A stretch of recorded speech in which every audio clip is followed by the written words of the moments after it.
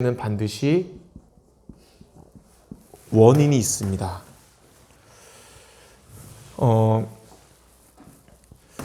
다양한 문제가 있어요. 가장 가깝게는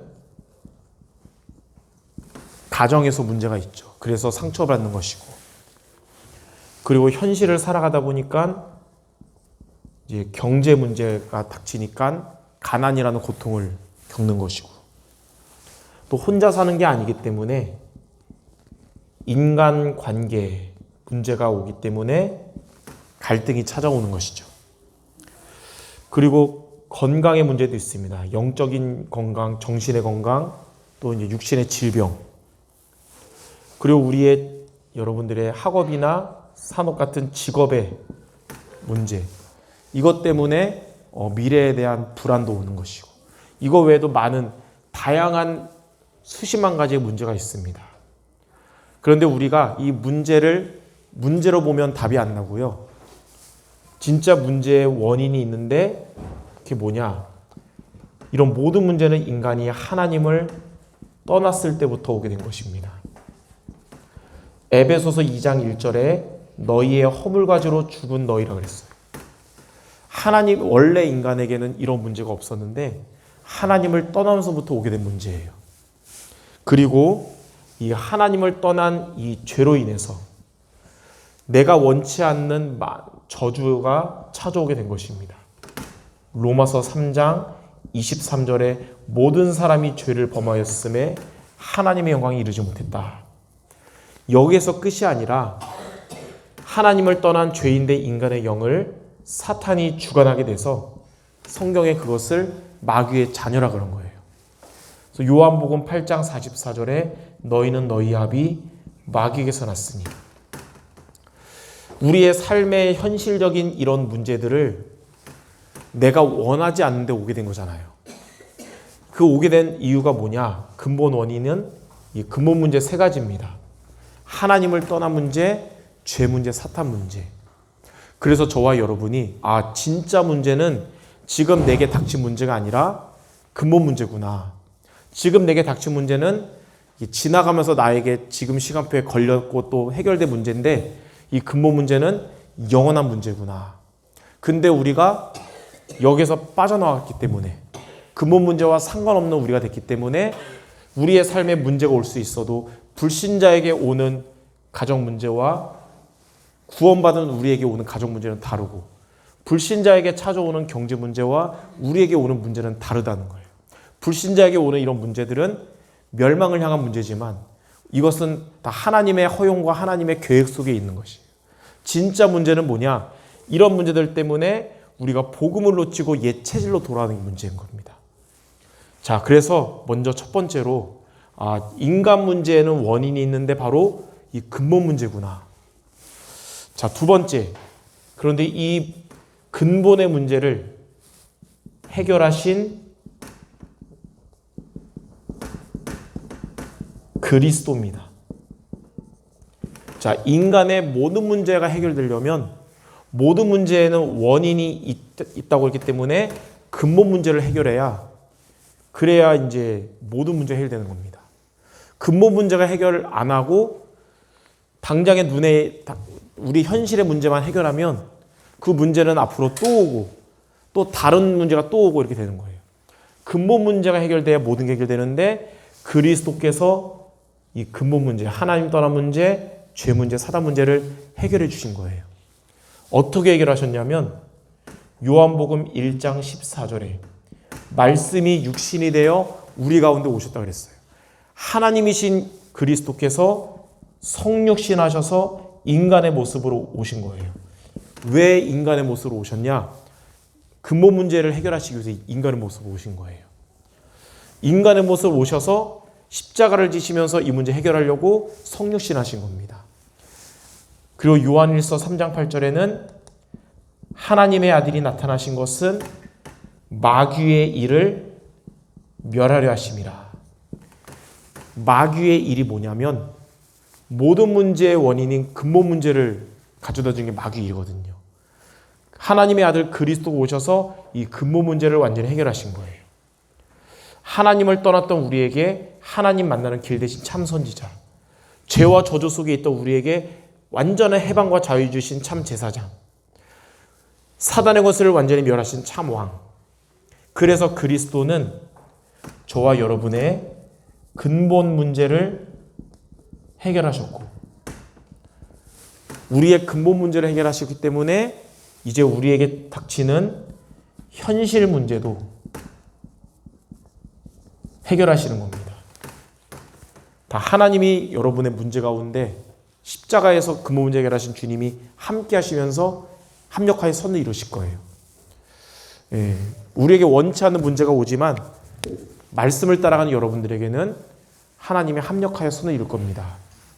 그래서 어제 그 코로나 걸린 이영희 권사님한테 카톡을 썼죠. 빨리 쾌유하시고 더 건강해지세요. 그리고 말씀 잘 따라가는 권사님이니까 합력해서 선을 이룰 겁니다. 이렇게. 그러니까 현실 문제도 해결하시고 이제는 저와 여러분의 과거, 현재, 앞으로 미래까지 우리의 인생 문제도 그리스도께서 해결하시는 겁니다. 세상 끝날까지 함께 하실 것이요. 우리를 그리스도 예수 안에 있는 하나님의 사랑에서 아무도 끊을 수 없게 하실 겁니다. 천국 가는 그날까지 보장해 주시는 거예요. 이렇게 진짜 문제는 근본 문제인데 진짜 해답 그리스도를 붙잡기 바랍니다. 자, 그러면 세 번째로 이제 우리는 그리스도로 인해서 구원받았고 진짜 해답을 가졌는데 이제는 우리가 이 그리스도를 누리는 길이 뭐냐? 자, 첫 번째로 누리는 거는 처음에 우리가 그리스도를 만날 때 누리는 거예요. 우리가 그리스도를 첫 번째는 구주로 예수님을 그리스도를 영접함으로 저와 여러분이 하나님 자녀가 된 것입니다. 여러분이 예수님을 구주로 영접해서 하나님 자녀가 된 거예요. 이게 그리스도를 누리기 시작한 건데 잘하는 말씀 요한복음 1장 12절에 영접하는 자 곧 그 이름을 믿는 자들에게는 하나님의 자녀가 되는 권세를 주셨다. 우리가 예수 그리스도를 구주로 영접함으로 하나님의 자녀의 신분과 권세를 갖게 됐어요. 그리고 요한계시록 3장 20절에 보니까 예수님은 우리가 예수님을 영접하기 전에 우리의 마음 문을 두드려 계셨거든요. 우리가 마음의 문을 열음으로 예수님이 우리 안에 들어오셔서 영원히 함께 하신 거예요.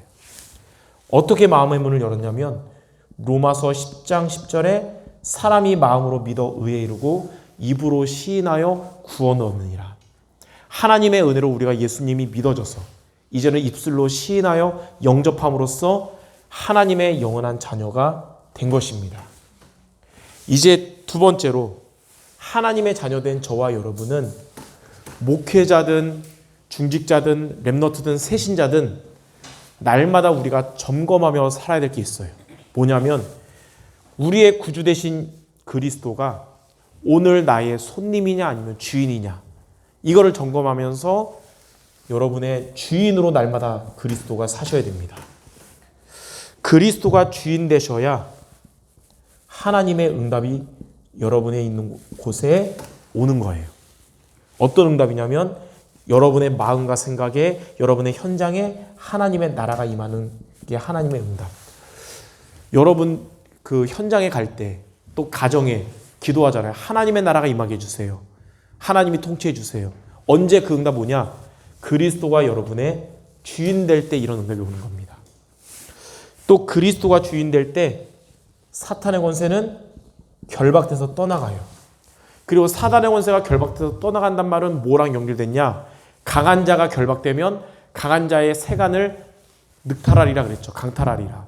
사단에게 빼앗겼던 영혼들, 전도의 축복을 누리게 되는데 이제 그리스도가 주인된 여러분이 여러분 현장의 전도와 전도 대상자 구원을 놓고 기도하는 혼자의 시간에 하나님은 리더로 여러분과 함께 하실 겁니다. 전도를 놓고 기도하는 그 시간에. 그리고 여러분이 기도하는 자들을 만나잖아요.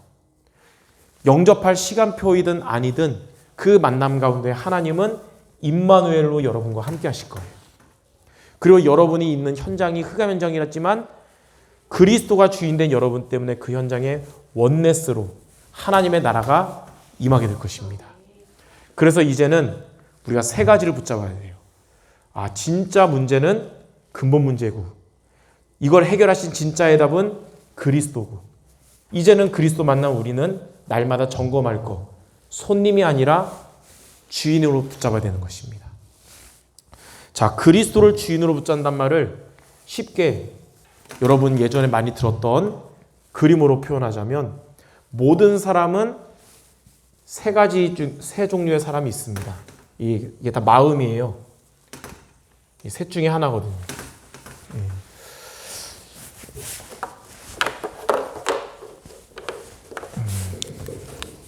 여기 있어요.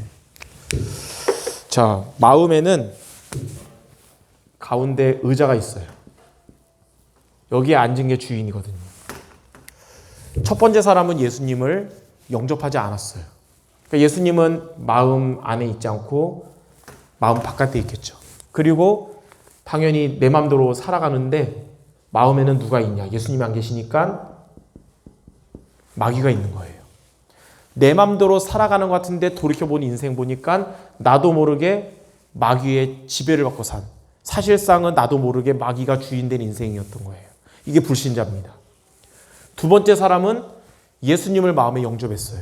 그래서 예수님이 마음 안에 계신데 여전히 주인은 나예요. 똑같이. 예수님은 손님이고. 그러니까 이게 첫 번째는 마귀가 마음에 있는 불신자고 두 번째는 예수님을 영접했으나 예수님은 이 사람의 손님인 경우. 자, 세 번째 사람은 이 사람도 예수님을 영접했는데 내 마음 중심에 예수님이 계시고 나는 예수님의 인도받는 인생을 살려는 사람이에요. 이게 바로 예수님이 주인된 자잖아요. 자, 첫 번째는 구원 못 받았고 두 번째는 구원받은 게 완전 다르지만 삶에서는 둘이 주인이 같기 때문에 삶은 똑같아요. 구원은 받고 안 받고는 다르지만 뭐가 같냐면 두 가지.